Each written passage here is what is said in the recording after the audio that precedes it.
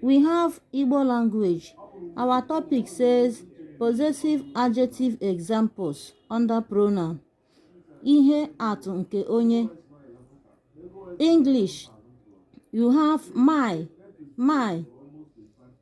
She is my mother. Igbo ya bụrụ mụ maọbụ m. Ọ bụ nne m. You are, that is your book. You are in Igbo is gị maọbụ ị. Nke a bụ akwụkwọ gị. His, it is his own.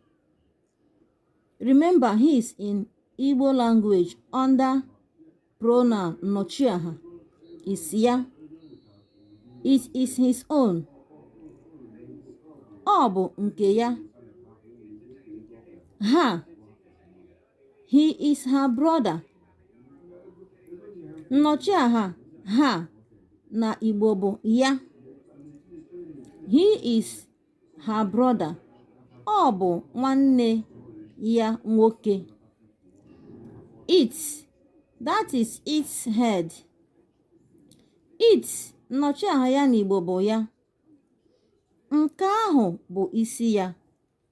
That is its head. Nke ahụ bụ isi ya.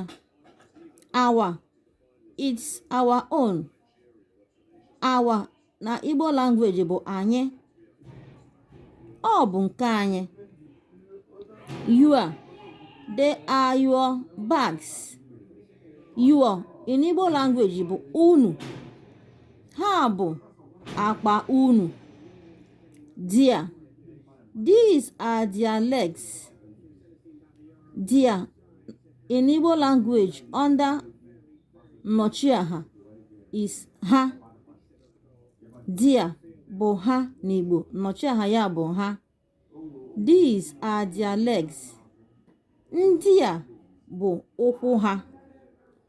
Ngwanụ, sonyere anyị na Rejoice Chinwendu TV ma tụsakwara anyị ozi a ka ọ gaa viral. Ndewonu.